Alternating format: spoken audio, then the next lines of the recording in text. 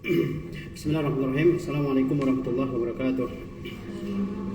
Alhamdulillah rabbil alamin wal aqibatu lil muttaqin wala udwana illa 'alal zalimin. Asyhadu an la ilaha illallah wahdahu la syarikalah wa asyhadu anna Muhammadan abduhu wa rasuluh sallallahu alaihi wasallam la nabiyya ba'dah. Pada siang hari yang berbahagia ini kita lanjutkan kembali kajian mingguan kita. Pada kesempatan kali ini kita akan membicarakan tentang sebab-sebab yang menyebabkan timbulnya bid'ah. Sebelumnya kita sudah membicarakan tentang makna bid'ah, kemudian hukum melakukan bid'ah, yaitu diharamkan dan keharamannya bertingkat-tingkat. Kemudian adalah terkait dengan munculnya bid'ah dalam kehidupan kaum muslimin, ya, yaitu waktu munculnya bid'ah, yaitu di akhir-akhir masa Sigharus Sahabah. Kemudian juga tempat-tempat munculnya bid'ah. Telah kita terangkan bahwa bid'ah itu muncul dari 4 kota besar Islam, ya, yaitu Kufah, Basrah, kemudian kota kota Syam, ya. Yang selamat dari bid'ah adalah kota Madinah, ya. Kemudian pada siang hari ini kita akan melihat sebab-sebab yang menjadi latar belakang munculnya bid'ah. Syekh Shalih Al-Fauzan hafizahullah berkata, mimma la syakka fihi anal i'tisama bil kitabi was sunnati fihi manjatun minal wuqu'i fil bid'ah wad dhalal. Di antara hal yang tidak ada keraguan di dalamnya, bahwasanya berpegang teguh dengan Alkitab, dengan Al-Qur'anul Karim, was sunnati, dan dengan sunnah, fihi manjatun, di dalamnya terdapat keselamatan, minal wuqu'i fil bid'ah wad dhalal, di dalamnya terdapat keselamatan dari terjatuh kepada bid'ah dan kesesatan. Jadi suatu hal yang tidak ada keraguan sama sekali bahwa berpegang teguh dengan Al-Qur'anul Karim, dengan sunnah nabawiyah syarifah, ya, itu merupakan keselamatan, ya, keselamatan dari terjatuh kepada bid'ah dan kesesatan. Kemudian beliau membawakan sebuah ayat dari Al-Qur'anul Karim. Qala ta'ala, Allah Ta'ala berfirman, wa anna hadza sirati mustaqima, dan sesungguhnya ini merupakan jalanku yang lurus, fattabi'uhu, maka ikutilah oleh kalian, wala tattabi'us subula, dan janganlah kalian mengikuti jalan-jalan yang lain, fatafarraqa bikum an sabilihi, sehingga membuat kalian bercerai-berai dari jalannya, ya. Jadi Allah Azza wa Jalla memerintahkan kita semua untuk mengikuti jalannya Allah Azza wa Jalla. Jalannya Allah Azza wa Jalla yaitu Al-Qur'anul Karim dan sunnah Rasulullah sallallahu alaihi wasallam. Kebenaran itu satu, oleh sebab itu Allah mengatakan sirati, jalanku, ya. Jalanku yang lurus, kata Allah Azza wa Jalla. Ya, maka ikutilah oleh kalian, ya. Kalau kita ingin selamat dalam kehidupan kita di dunia dan di akhirat, kita ikuti jalan Allah Azza wa Jalla. Jalan Allah Azza wa Jalla yaitu ajaran Al-Qur'anul Karim dan sunnah Rasulullah sallallahu alaihi wasallam. Ya, wa anna hadza sirati mustaqiman fattabi'u, dan inilah jalanku yang lurus, maka ikutilah oleh kalian, ya. Kemudian kata Allah, wala tattabi'us subul, dan janganlah kalian ikuti jalan-jalan yang lain, jalan-jalan yang lain selain jalannya Al-Qur'anul Karim dan sunnah Rasulullah sallallahu alaihi wasallam, ya. Lalu apa akibatnya kalau kita mengikuti jalan-jalan yang lain selain jalan Al-Quran dan sunnah Rasulullah SAW? Kata Allah, fatafarraqa bikum an sabili, maka akan menyebabkan kalian bercerai-berai dari jalan Allah Azza wa Jalla, menyebabkan kalian yang menyimpang, ya, dari jalan Allah Azza wa Jalla. Baik, ya. Waqad waddaha zalika an-nabiy sallallahu alaihi wasallam fi ma rawahu Ibnu Mas'ud radhiyallahu taala anhu qala khatta lana Rasulullah sallallahu alaihi wasallam khattan faqala hadza sabilullah, summa khatta khututan an yaminihi wa an shimalihi, summa qala wa hadhihi subulun ala kulli sabilin minha asy-syaitanu yad'u ilaihi, summa tala wa anna hadza sirati mustaqiman fattabi'uhu wa la tattabi'us subula fatafarraqa bikum an sabilihi, ya. Dan sesungguhnya Nabi SAW telah menjelaskan hal itu, maksudnya telah menjelaskan bahwa jalan yang benar itu cuma satu, yaitu jalan Allah yang terdapat dalam Al-Quranul Karim dan dalam sunnah Rasulullah SAW. Sedangkan jalan-jalan yang lain itu adalah jalan kesesatan. Dan hal itu telah dijelaskan oleh Nabi SAW di dalam hadis yang diriwayatkan oleh Ibnu Mas'ud. Beliau berkata, Rasulullah SAW membuat sebuah garis lurus. Rasulullah SAW membuat sebuah garis lurus. Kemudian beliau bersabda, haza sabilullah, jalan yang lurus ini adalah jalan Allah. Jadi Rasulullah SAW berkumpul dengan beberapa orang sahabat, ya. Kemudian Rasulullah SAW menggaris di atas tanah sebuah garis lurus. Kemudian beliau mengatakan inilah jalan Allah. Ini Rasulullah SAW menjelaskan tentang makna sabilullah, ya, dengan penjelasan berupa gambar, ya. Inilah jalan Allah, kata Rasulullah SAW. Kemudian khatta khututan an yaminihi wa an shimalihi. Kemudian di samping kanan dan di samping kiri garis lurus tersebut Rasulullah SAW membuat garis-garis yang sangat banyak. Jadi ada sebuah garis lurus tersebut adalah jalan Allah. Kemudian di samping kanannya, di samping kirinya dibuat garis-garis yang sangat banyak. Kemudian Rasulullah bersabda, wa hazihi subul. Inilah jalan-jalan yang bercerai-berai tersebut. Sebagaimana kata Allah apa? Wala tattabi'us subula. Janganlah kalian mengikuti jalan-jalan yang banyak itu. Ya. Wa hazihi subul, kata Rasulullah. Inilah jalan-jalan yang sangat banyak. Ala kulli sabilin minha syaitan yad'u ilaihi. Di setiap jalan itu ada setan yang menyeru kepada jalan tersebut. Ada tokohnya. Setiap kesesatan itu ada tokohnya, ya. Bagaimanapun sesatnya seseorang, pasti ada aja yang mengikuti, ya. Ada yang bicara yang enggak jelas, ya. Kata dia bahasa cacing, bahasa malaikat, bahasa semut yang enggak jelas, tetap aja ada yang mengikuti, gitu kan. Karena kata Rasulullah apa? Setiap jalan kesesatan itu ada tokohnya, ya, yang menyeru orang-orang untuk mengikuti kesesatan tersebut. Kemudian Rasulullah SAW membaca ayat tadi, wa anna hadza sirati mustaqimah. Ini merupakan jalanku yang lurus. Fattabi'u, maka ikutilah oleh kalian jalan yang lurus. Bukankah itu yang kita minta dalam setiap rakaat salat? Ihdinas siratal mustaqim. Tunjukilah kami jalan yang lurus, ya. Bukan berarti kita enggak berada di atas jalan yang lurus. Karena sebagian orang-orang liberal mengatakan Islam itu kan kita yakini sebagai agama yang hak. Kalau demikian, kenapa sih kita masih minta jalan yang lurus padahal kita ini sudah di atas jalan yang lurus? Ya bukan, ya. Makna ditunjukkan atau minta ditunjukkan jalan yang lurus adalah sabitna ala siratil mustaqim, yaitu kokohkanlah kami di jalan yang lurus. Dan terkadang juga rincian-rincian berbagai persoalan agama tidak kita ketahui dan bisa berpotensi manusia keliru dalam hal tersebut. Makanya kita selalu meminta hidayah kepada Allah Azza wa Jalla berupa jalan yang lurus, ya. Ihdinas siratal mustaqim, ya. Wa anna hadza sirati mustaqimah, dan bahwa sesungguhnya inilah jalanku yang lurus, ya. Fattabi'u, maka ikutilah oleh kalian. Jangan ikuti yang lain, ikuti Rasulullah SAW, ya. Wala tattabi'us subul, jangan ikuti jalan-jalan yang lain yang sangat banyak, ya. Sebagaimana dalam hadis-hadis tentang iftirakul ummah, perpecahan umat, yang benar adalah yang diajarkan oleh Nabi dan diikuti oleh para sahabat. Yang lainnya adalah kesesatan, ya. Kalau kita ikuti jalan-jalan yang banyak itu apa? Fatafarraqu bikum an sabilihi, maka kalian akan bercerai-berai dari jalan Allah Azza wa Jalla. Oleh sebab itu lihatlah, orang kalau tidak mengikuti Rasulullah SAW, begitu banyak mazhabnya, alirannya, ya, kelompoknya, sektenya, firqahnya, begitu banyak, ya. Dan berbeda antara satu dengan yang lain. Baik. Faman a'rada 'anil kitabi wa sunnati tanaza'athu turuqud al-mudallilatu wal bid'ul muhdatsatu.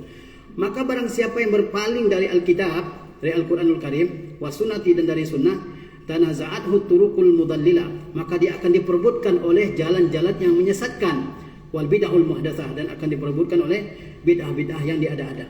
Jadi kalau kita tidak mengikuti sunnah Rasulullah, tidak mengikuti Al-Quran dan sunnah Rasulullah SAW, akan diperebutkan oleh berbagai macam jalan-jalan yang sesat, yang mungkin pindah-pindah dari satu aliran ke aliran yang lain, ya, dari satu kelompok ke kelompok yang lain. Mudah sekali berganti bajunya. Hari ini alirannya ini, besok alirannya itu lagi, besok lagi beda lagi, ya. Nah, itu karena tidak mengikuti sunnah Rasulullah SAW. Lihatlah orang yang teguh di atas sunnah Rasulullah SAW, ya, sampai mati tidak akan meninggalkan sunnah Rasulullah SAW. Tapi kalau diikuti, ya, sekte ini, sekte itu, tariqah ini, tariqah itu, ya, mazhab ini, mazhab yang itu akan membuat orang bercerai-berai. Gak enak di mazhab tersebut, pindah ke mazhab yang lain, ya. Kemudian kata Syekh, fal asbabul lati addat ila zuhuril bid'ah tatalakhasu fil umuri taliyati. Sebab-sebab yang mengantarkan munculnya bid'ah-bid'ah terhimpun atau tersimpul dalam perkara-perkara berikut. Al-jahlu bi ahkamiddin. Satu, yaitu jahil tentang hukum-hukum agama. Ittiba'ul hawa, mengikuti hawa nafsu. At-ta'assubu lil ara'i wal ashkhas, fanatik terhadap pendapat-pendapat dan tokoh-tokoh. Atasyabbuhu bil kuffari wa taqliduhum, meniru-niru orang-orang kafir dan taklid buta kepada mereka. Wa natanawalu hazil asbaba bi syai'in min at-tafsil, dan kita akan bicarakan sebab-sebab ini dengan sedikit perincian. Jadi Syekh menjelaskan apa sebab-sebab yang menyebabkan munculnya bid'ah dalam agama kaum muslimin ini. Sebab-sebab munculnya bid'ah itu pertama al-jahlu bi ahkamiddin, tidak tahu hukum agama, ya. Tidak tahu dengan hukum-hukum agama. Yang kedua, mengikuti hawa nafsu. Menurut saya yang ini yang bagus, kemudian diikuti, ya. Kemudian fanatik terhadap pendapat-pendapat atau fanatik terhadap tokoh-tokoh tertentu. Selanjutnya adalah karena tasyabbuh bil kufar, meniru-niru orang kafir, karena taklid kepada orang kafir. Nah, ini sebab-sebab munculnya bid'ah dalam agama, ya. Baik, kemudian kita rinci sedikit kata Syekh, sebab munculnya bid'ah yang pertama al-jahlu bi ahkamiddin, yaitu kejahilan terhadap hukum-hukum agama. Ya, agama kita ini sudah lengkap. Ya, tidak ada satupun masalah yang dibiarkan tanpa ada ketentuan hukumnya dalam agama kita ini. Oleh sebab itu tidak boleh seseorang mengadakan bid'ah dalam agama ini. Karena kalau dia mengadakan bid'ah itu sama saja dengan mengatakan Islam itu belum lengkap. Padahal kita mengetahui ayat dalam Al-Qur'an Al-Karim apa? Al-yauma akmaltu lakum dinakum wa atmamtu alaikum ni'mati wa raditu lakumul Islam madina. Pada hari ini telah aku sempurnakan nikmatku bagimu dan telah aku cukupkan nikmatku atasmu dan aku ridha Islam sebagai agama bagimu. Tidak ada urusan yang tidak diatur oleh agama kita ini.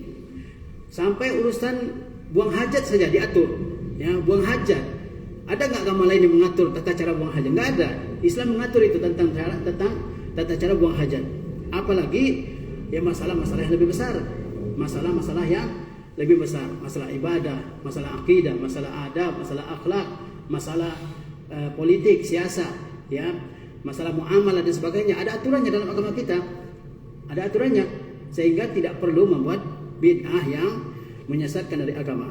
Tapi karena kejahilan sebagian orang tentang agama, maka dia membuat cara-cara yang dia sangka itulah cara yang disukai oleh Allah Azza wa Jalla. Ya. Jadi sebab munculnya bid'ah yang pertama adalah al-jahlu bi ahkamiddin, yaitu kejahilan tentang hukum-hukum agama. Kata Syekh, kullama imtadda az-zaman wa ba'uda an-nasu an athari risalah qalla al-ilmu wa fashal jahlu. Semakin panjang zaman dan semakin jauh manusia dari peninggalan risalah Nabi SAW, qalla al-ilmu, maka akan semakin sedikit ilmu, wa fashal jahlu, dan akan tersebar luas kejahilan. Jadi semakin lama manusia, semakin jauh manusia dari risalah Rasulullah SAW, maka peninggalan Rasulullah SAW tersebut makin hilang, makin pudar. Ya. Kemudian apa? Di saat itu ilmu akan berkurang dan kejahilan akan tersebar luas. Seperti di zaman kita sekarang ini, orang yang benar-benar mengetahui agama Islam sangat sedikit. Ya, rata-rata tidak tahu. Nah, kalau tidak tahu, ketika dia beribadah berpotensi dia melakukan bid'ah karena dia tidak mengetahui hukum agama. Ya, semakin jauh dari Rasulullah SAW, maka semakin sedikit ilmu dan akan semakin menyebar ke kebodohannya. Taib. Kama akhbara bidzalika Nabi sallallahu alaihi wasallam biqaulihi, sebagaimana hal itu dikabarkan oleh Rasulullah SAW dengan sabdanya, man ya'ish minkum fasayara ikhtilafan katsira. Barang siapa yang akan hidup di antara kalian setelahku, maka ia akan melihat perpecahan yang sangat banyak. Perpecahan yang sangat banyak. Ya, setelah di zaman Rasulullah tidak ada perpecahan. Tidak ada perpecahan sama sekali di zaman Rasulullah. Makanya kita diperintahkan untuk merujuk kepada Rasulullah SAW dan kepada para sahabat. Di zaman tidak ada perpecahan sama sekali. Tidak ada perpecahan, perbedaan pendapat, tidak ada. Ya, tapi kata setelahnya, setelah zaman sahabat setelah zaman sahabat baru muncul benih-benih perpecahan satu demi satu, ya. Akhirnya meluas sampai zaman kita sekarang ini, ya. Man ya'ish minkum fasayara ikhtilafan katsira. Barang siapa yang hidup di antara kalian, maka ia akan melihat perpecahan yang sangat banyak, ya. Wa qalu sallallahu alaihi wasallam, innallaha la yaqbidul ilma intiza'an yantazi'uhu minal ibad. Dan juga sabdanya Nabi sallallahu alaihi wasallam, sesungguhnya Allah tidak mencabut ilmu itu dengan mencabutnya serta-merta dari hamba-hambanya. Jadi Allah Subhanahu wa taala mencabut ilmu bukan mencabut ilmu itu dari hati manusia secara serta-merta sehingga hilang dari dada mereka, bukan begitu. Walakin yaqbidul ilma biqabdil ulama. Namun Allah mencabut ilmu itu, menghilangkan ilmu itu adalah dengan mewafatkan para ulama. Ya, sehingga dikatakan mautul alim sulmatun fil Islam. Meninggalnya seorang alim itu ada sedikit celah yang terbuka dalam Islam ini. Ya, karena orang alim meninggalkan membawa ilmunya tidak membiarkan di atas dunia ini, apalagi kalau tidak ada yang mewarisi, ya. Hatta idza lam yubqi aliman ittakhazan nasu ru'usan juhala.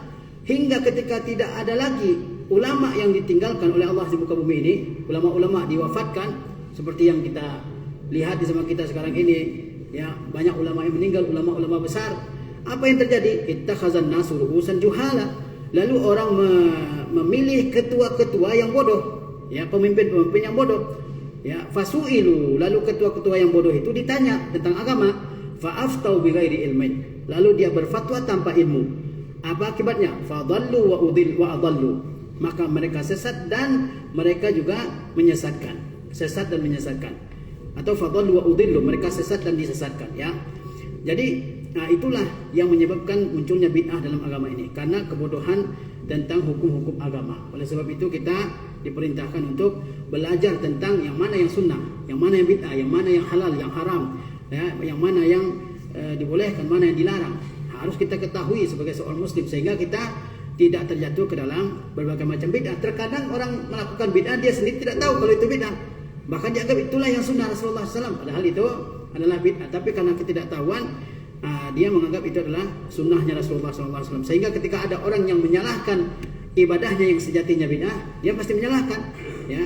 Dianggap melanggar agama, dianggap menentang yang berlaku di masyarakatnya dan seterusnya, ya. Dan kata Rasulullah SAW bahwa ilmu itu tidak hilang serta-merta dari dada seseorang. Tidak. Hilangnya ilmu dengan meninggalnya ulama. Kalau meninggal para ulama-ulama besar, maka yang jadi ketua-ketua, pimpinan-pimpinan adalah orang-orang yang jahil. Kalau ditanya, dia fatwa tanpa ilmu, ya. Dia berfatwa tanpa ilmu. Lalu apa? Mereka sesat dan mereka disesatkan.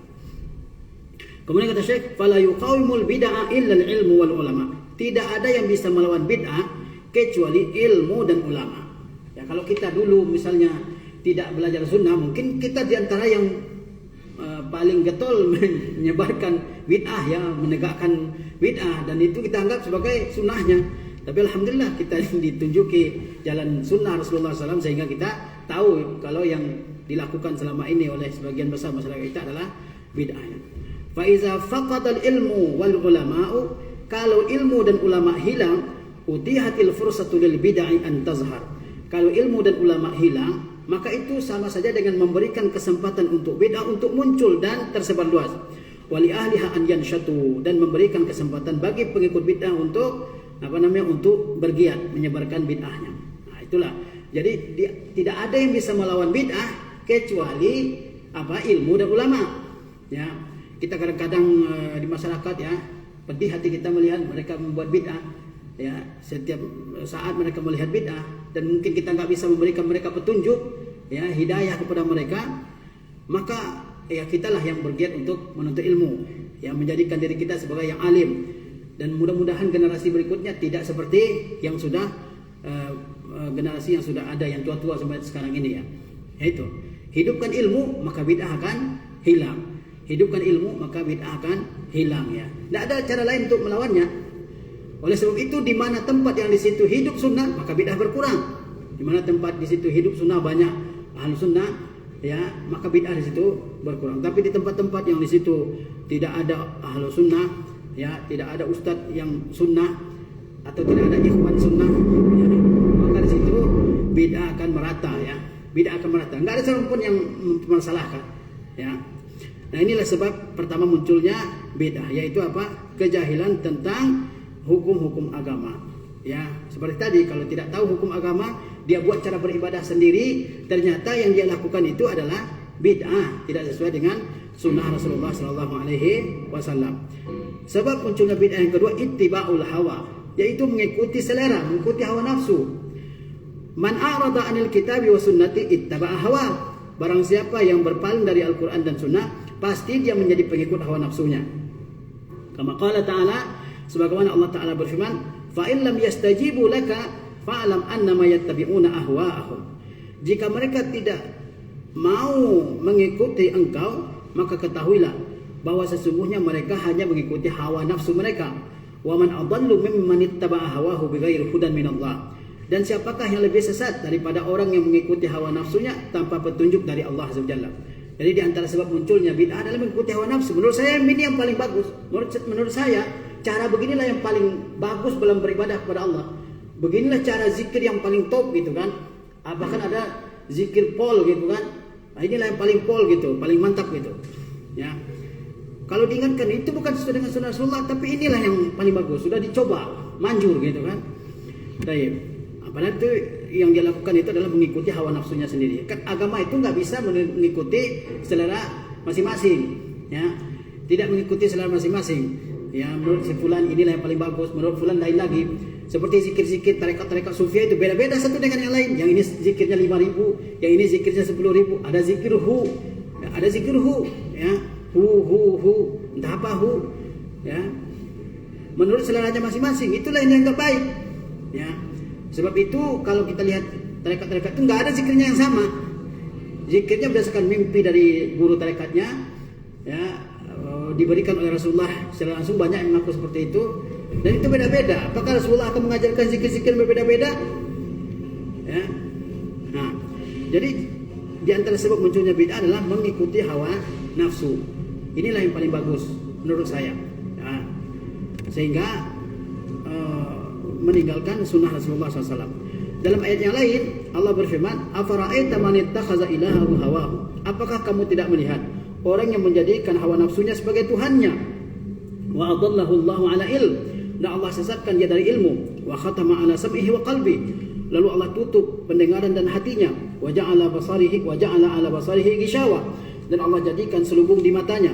Fama yahdihi min ba'dillah. Lalu siapakah yang akan memberi dia petunjuk setelah Allah tidak memberinya petunjuk? Ya, mungkin susah payah orang yang mengenal sunnah untuk memberikan petunjuk, tetap aja ya tidak mendapatkan petunjuk. Ya, karena itu mengikuti hawa nafsu itu sendiri. Ya.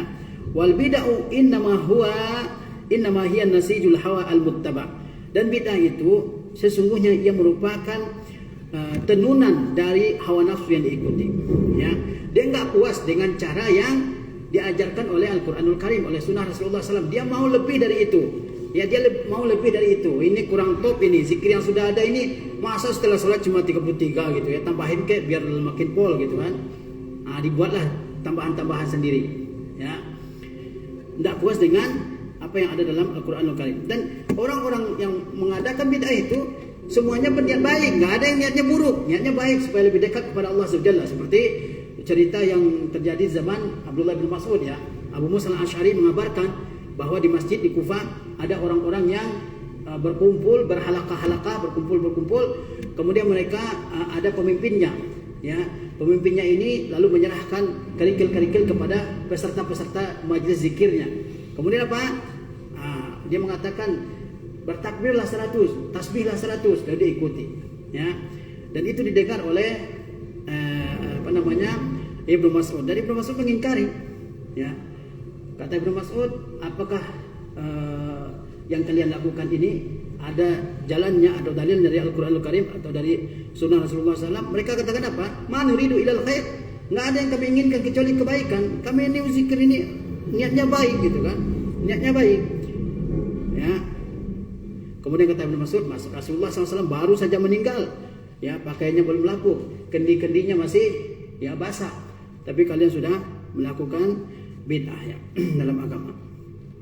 Kemudian dia mengatakan, kami ini tidak menginginkan kecuali pahala, kecuali kebaikan ya. Kata Ibnu Mas'ud, banyak sekali orang yang menginginkan kebaikan tapi tidak memperolehnya karena tidak melakukan kebaikan sesuai dengan yang dituntunkan oleh agama kita. Kita tahu bahwa ibadah itu diterima dengan dua syarat ya. Pertama apa? Ikhlas karena Allah Azza wa Jalla. Yang kedua adalah sesuai dengan yang diajarkan oleh Nabi SAW. Itu aja.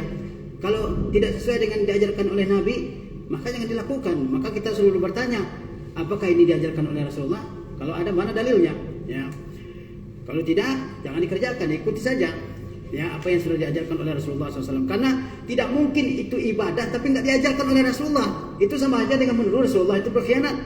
Oleh sebab itu Imam Malik mengatakan, barang siapa yang mengatakan dalam agama itu ada bid'ah hasanah, itu sama saja dengan mengatakan bahwa Muhammad SAW mengkhianati risalah.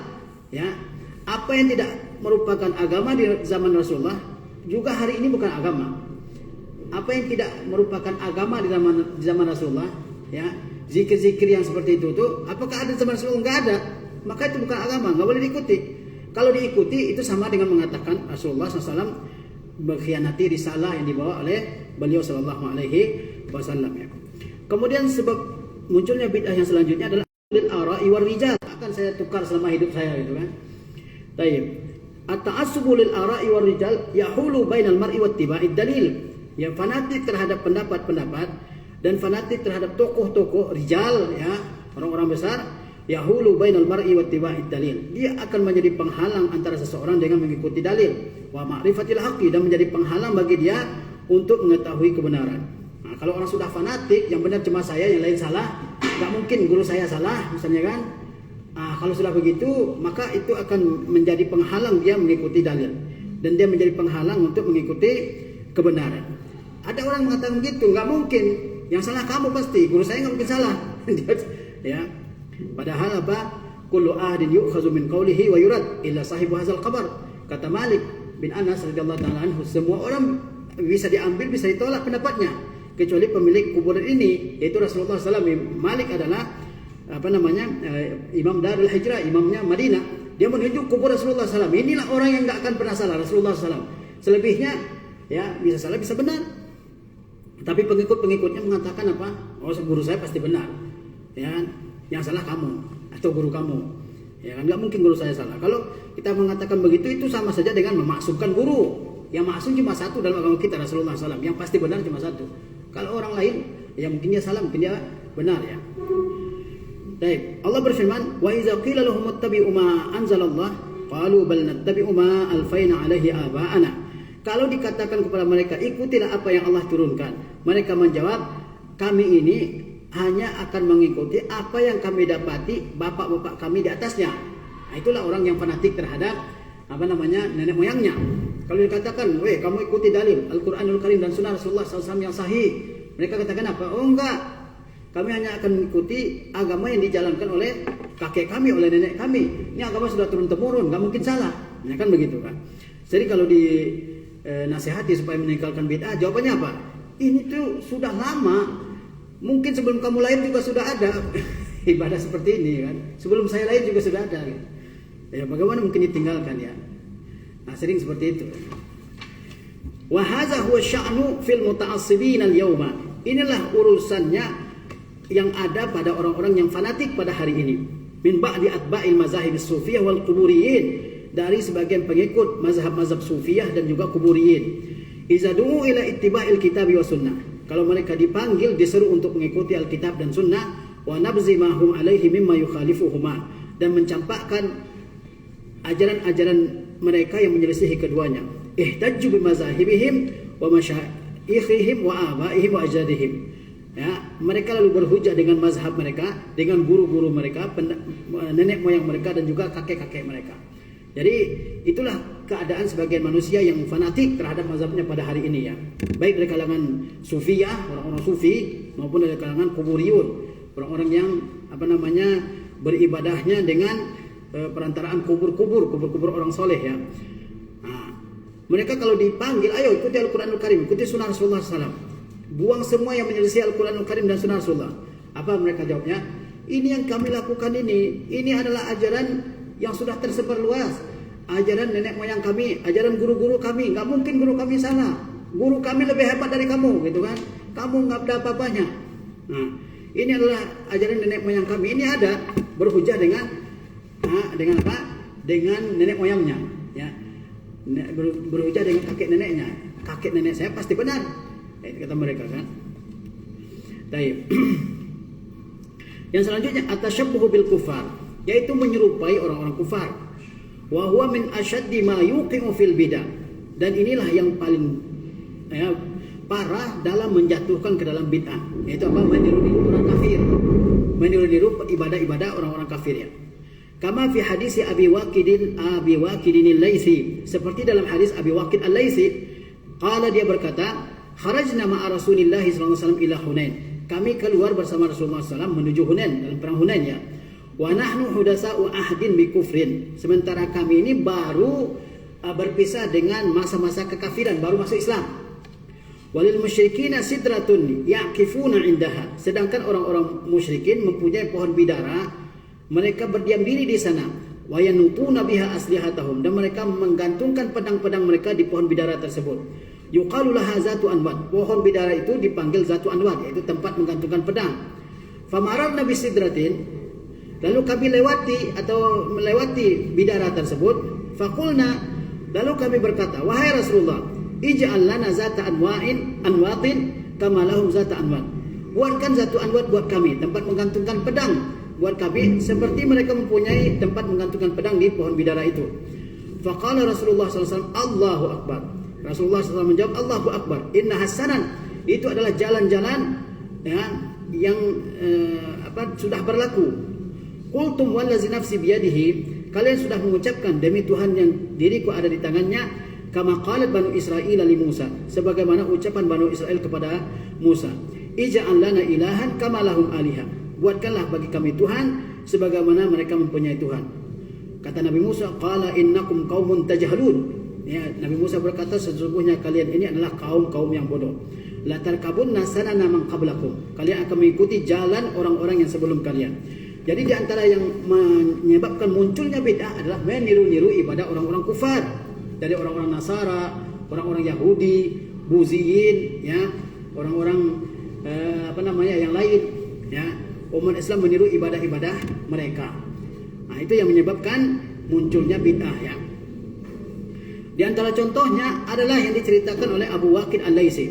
Dia mengatakan, pernah kami bersama-sama dengan Rasulullah SAW berangkat ke Hunain, ya. Kemudian saat itu kami baru saja masuk Islam, masih ada bekas-bekas kekafiran, ya, dalam diri mereka. Sedangkan orang-orang musyrikin, mereka mempunyai pohon bidara. Mereka berdiam diri di sana sebelum berperang. Mereka datangi dulu bidara besar tersebut, kemudian mereka berdiam diri di sana. Kemudian mereka gantungkan pedangnya di sana. Pedang-pedangnya digantungkan di pohon-pohon bidara itu. Dengan niat, kalau sudah digantungkan di sana, nanti kalau dipakai berperang membawa kemenangan. Pedangnya jadi ada hokinya gitu. Ini ya, ada hokinya. Kan banyak umat Islam kan seperti itu kan. Digantungkan di sana, kemudian dia membawa hoki gitu ya. Mungkin sekali tebas pedangnya setelah digantungkan di sana, satu kali tebas mungkin mati musuh 2 orang, 3 orang gitu kan. Kekuatannya bertambah atau mungkin makin tajam dan seterusnya lah. Keyakinan orang-orang musyrikin ya. Mereka gantungkan pedang-pedang mereka di tempat yang disebut dengan Zatu Anwat. Itu tempat menggantungkan pedang di di pohon bidara tersebut. Kemudian kata Abu Waqid, kami lewati bidara itu. Kemudian kami katakan kepada Rasulullah, wahai Rasulullah, buatkan bagi kami Zatu Anwat, tempat menggantungkan pedang, ya, supaya pedangnya lebih hebat dalam berperang itu kan, karena mau berperang di Hunain, sebagaimana orang-orang musyrikin punya Zatu Anwat, tempat menggantungkan pedang. Rasulullah SAW marah luar biasa saat itu ya. Kata Rasulullah Allahu Akbar. Ya, ini permintaan yang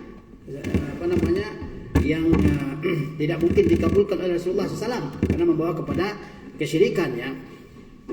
Karena dengan demikian bisa saja muncul keyakinan bahwa kita ini menang perang karena pedangnya sudah digantungkan di mana? Di Zatu Anwat ya. Pedangnya makin hebat karena digantungkan di situ. Akhirnya ya pohon bidara tersebut disucikan ya. Bisa saja berpotensi seperti itu. Ya. Karena banyak kan orang-orang yang menaruh sesajen-sesajen di suatu tempat, tujuannya apa? Supaya hoki kan, supaya membawa hoki. Nah, itu sama dengan cerita Abu Waqid Al-Laisi ini.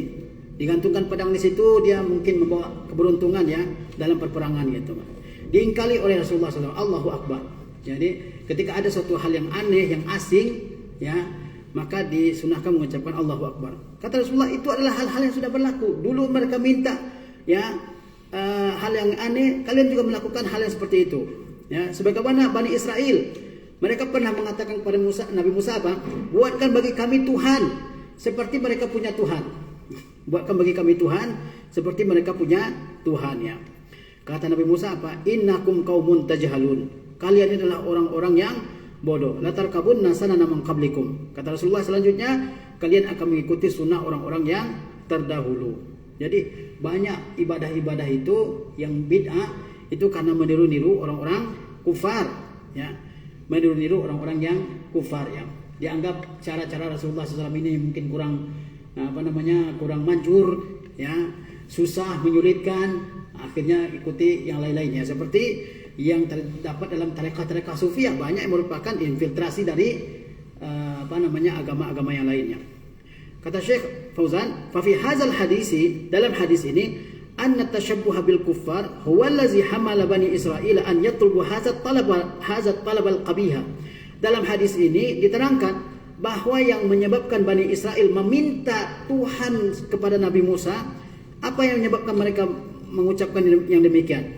Karena mereka, ya, coba lihat, yang membawa Bani Israel untuk melakukan hal tersebut, yaitu meminta permintaan yang buruk ini, bahwa an yaj'ala lahum alihatan ya'budunaha, yaitu agar Nabi Musa menjadikan untuk mereka tuhan-tuhan yang akan mereka sembah. Wa huwa allazi hamala ba'du ashabi Muhammadin sallallahu alaihi wasallam an yas'aluhu an yaj'ala lahum syajaratan yatabarrakuna biha min dunillah. Dan mereka, ya, dan inilah yang menyebabkan sebagian sahabat Nabi Muhammad SAW meminta kepadanya agar menjadikan untuk mereka sebuah pohon untuk mendapatkan berkah, ya, dari pohon tersebut dari selain Allah. Wa hadzal nafsul waqi'ul yaum, dan itulah yang hari ini terjadi sama persis. Fa inna ghaliban nasi minal muslimin qalladul kufrar. Sesungguhnya mayoritas manusia dari kalangan kaum muslimin, mereka telah bertaklid kepada orang kafir fi amalil bid'ah wa syirkiyat, dalam melakukan bid'ah dan kesyirikan, ya. Jadi dalam hadis tadi, hadis Abu Waqid Al-Laitsi, itu diceritakan bahwa meniru-niru orang kafir itulah yang menyebabkan Bani Israel meminta permintaan yang buruk ini kepada Nabi Musa, yaitu apa? Wahai Musa, buatkan bagi kami Tuhan sebagaimana mereka punya Tuhan. Ya, mereka ingin menyerupai orang-orang kafir. Tuhannya berwujud, ya, Tuhannya ada wujudnya di alam semesta ini. Ya, ada ada mungkin patung, berhala dan sebagainya. Mereka ingin Tuhan itu dibuatkan seperti itu, ya, supaya lebih fokus ibadahnya. Ya. Itu permintaan Bani Israel kepada Nabi Musa. Nabi Musa mengingkari, ya. Kata Nabi Musa, innakum qaumun tajhalun. Kalian adalah orang-orang yang jahil, ya. Nah, mereka meminta kepada Nabi Musa permintaan yang buruk ini agar dijadikan Tuhan, ya, ada posturnya sebagaimana kaum-kaum jahiliyah yang terdahulu, ya. Wa huwa an yaj'ala lahum alihatan ya'budunaha, yaitu agar Nabi Musa membuatkan untuk mereka tuhan-tuhan yang akan mereka sembah, ya. Dan itulah yang membawa sebagian sahabat Nabi Muhammad SAW untuk meminta beliau agar menjadikan bagi mereka pohon yang mereka mengambil berkah dengannya dari selain Allah SWT. Sama, ya, di zaman sahabat Ridwanullah Ta'ala alaihim, mereka pernah meminta, ya, tentunya yang baru-baru masuk Islam, ya, baru berpisah dengan kekufuran. Mereka minta apa? Supaya dijadikan satu anwar, tempat mengantungkan pedang, supaya ada keberkahannya, ada hokinya, ya. Nah, jadi keberkahannya datang dari pohon tersebut, bukan dari Allah Azza wa Jalla, ya. Berarti mereka juga meniru-niru apa yang dilakukan oleh orang-orang kufar, ya. Wa hadzal nafsul waqil yaum, dan itulah yang terjadi pada hari ini, persis sama. Fa inna ghaliban nas minal muslimin qalladul kufrar fi amalil bid'ah wa syirkiyat. Sesungguhnya, ya, mayoritas manusia dari kalangan kaum muslimin, mereka itu meniru-niru orang kafir dalam melakukan bid'ah dan kesyirikan-kesyirikan. Ka'ayadil mawalid, seperti perayaan-perayaan maulid, ya, perayaan-perayaan maulid. Dari mana datangnya perayaan-perayaan maulid? Apakah ada Al-Quran menyuruh kita, memerintahkan kita untuk merayakan maulid Nabi?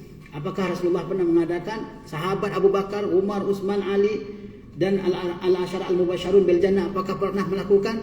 Apakah generasi tabi'in, atba'ut tabi'in pernah melakukan? Enggak pernah melakukan. Enggak ada yang pernah melakukan satu orang pun. Enggak ada di tengah umat ini yang lebih cinta kepada Nabi Muhammad melebihi cintanya Abu Bakar Siddiq radhiyallahu taala anhu, ya. Dia adalah sahabat Rasulullah. Allah sendiri menyebut Abu Bakar sahabat Rasulullah. Iz yaqulu li sahibihi wa huwa fil ghar, ya. Ketika Nabi berkata kepada sahibnya, yaitu Abu Bakar, ketika dia izhuma fil ghar, ketika keduanya berada di dalam gua, ya. Apakah Abu Bakar pernah merayakan? Tidak pernah sama sekali.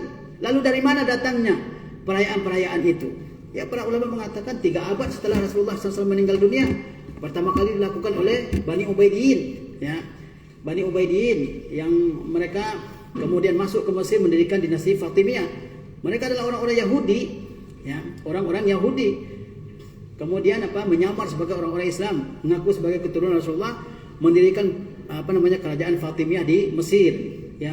Kemudian mereka melakukan berbagai macam perayaan kelahiran Rasulullah, kelahiran Ali, kelahiran Fatimah, kelahiran Hasan, kelahiran Husain, kelahiran khalifah yang sedang berkuasa, perayaan-perayaan yang tersebar di di negeri-negeri Mesir saat itu dan seterusnya. Dari mana datangnya perayaan-perayaan itu? Ya, dari orang-orang kufar. Ya. Wa iqamatil ayyami wal asabi' li a'malin mukhassasah. Juga mendirikan hari-hari tertentu, pekan-pekan tertentu untuk ibadah-ibadah tertentu. Ada haul misalnya ya. Nah, dari mana datangnya itu? Apakah ada dikerjakan setiap tahun diperingati kematiannya? Ya. Enggak ada. Wal ihtifal bil munasabatid diniyah, juga merayakan peristiwa-peristiwa keagamaan, hari-hari besar keagamaan tidak ada. Ya. Perayaan-perayaan keagamaan tidak ada diperintahkan sama sekali dalam agama kita. Wa zikrayat juga mengenang ya zikrayat. Mungkin mengenang 100 tahun wafatnya Syekh Fulan atau Ustadz Fulan, mengenang 100 hari lahir meninggalnya Syekh Anu dan seterusnya. Tidak ada diperintahkan. Jadi perayaan-perayaan, kemudian hari-hari tertentu untuk melakukan ibadah-ibadah tertentu, nggak ada dalam agama kita selain yang ditetapkan oleh syariah. Juga perayaan-perayaan keagamaan, ya, seperti tahun baru Islam, tahun baru Hijriah, Maulid Nabi SAW, Isra Mi'raj, apalagi perayaan-perayaan itu. Apakah ada dilakukan oleh sahabat-sahabat zaman dulu? Nggak ada sama sekali. Wa iqamatit tamatsil, juga mendirikan patung-patung, ya. Wa nusubut tizkariyah, juga tugu-tugu peringatan. Wa iqamatil ma'atim, juga melakukan perayaan-perayaan kematian, kenduri-kenduri kematian. Ya, 1 hari, 2 hari, 3 hari, 7 hari, 40 hari, ya, 100 hari, 1000 hari. Apakah ada dilakukan oleh sahabat? Rasulullah SAW kehilangan banyak anggota-anggota keluarganya di masa beliau. Khadijah radhiyallahu taala anha, Hamzah dan sahabat-sahabat yang lain. Apakah Rasulullah pernah mengadakan begitu? Ya, padahal kita mengatakan Rasulullah sebagai pemberi petunjuk. Pernah Rasulullah mengadakan acara-acara maulid? Ini maulid, acara-acara acara-acara haulan? Nggak ada. Padahal Rasulullah itu banyak keluarga beliau yang meninggal dunia. Anak-anaknya sudah meninggal ya sebelum Rasulullah meninggal semuanya, kecuali Fatimah radhiyallahu taala anha, Ruqayyah, Ummu Kulsum, ya, Zainab sudah meninggal semuanya.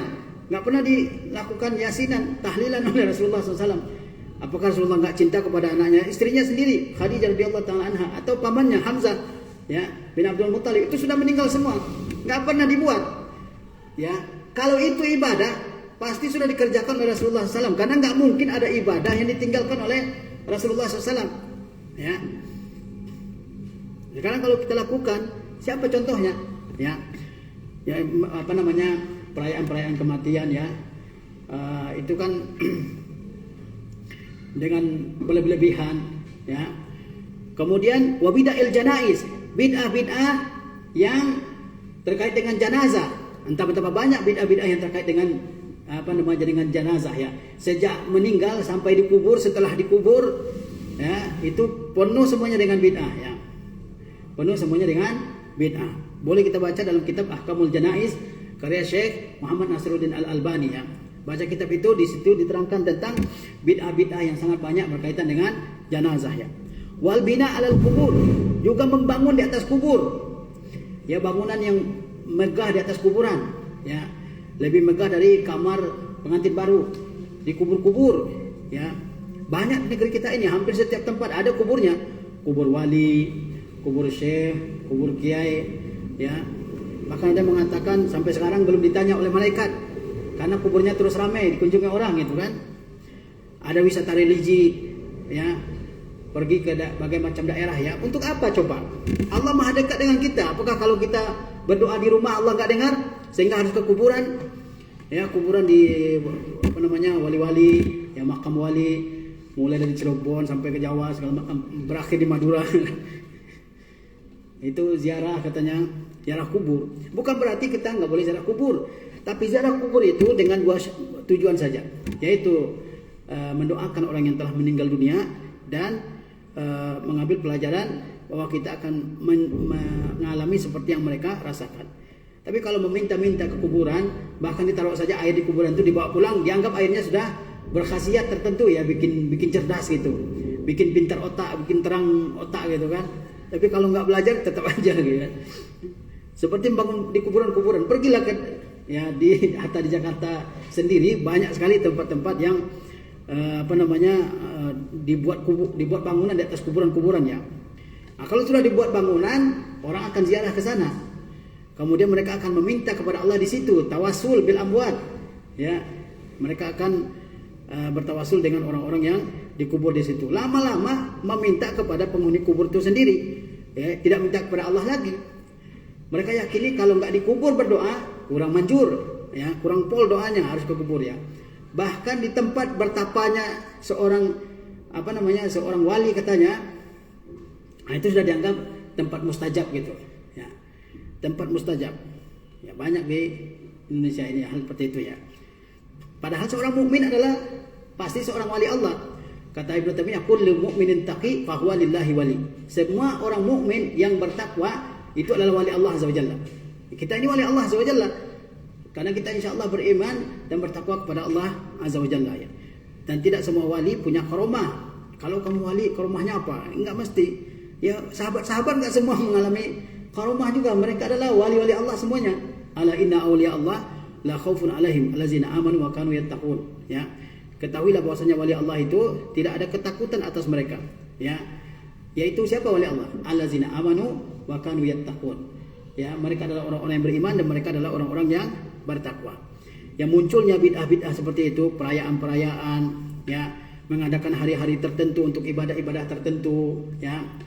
Kemudian juga perayaan-perayaan keagamaan, ya. Kemudian juga patung-patung, bid'ah-bid'ah di kuburan, bid'ah-bid'ah ketika kematian, semuanya itu adalah meniru-niru orang-orang kufar ya. Nah, inilah beberapa sebab tentang munculnya bid'ah dalam kehidupan kaum muslimin. Pertama, kebodohan terhadap hukum-hukum agama. Yang kedua, mengikuti hawa nafsu. Yang ketiga, fanatik terhadap berbagai macam pendapat, fanatik terhadap berbagai macam tokoh. Dan yang kelima adalah tasyabuh bil kufar, yaitu mengikuti, meniru orang-orang kufar. Mudah-mudahan yang kita sampaikan pada hari ini bermanfaat bagi kita semua. Wassalamualaikum warahmatullahi wabarakatuh.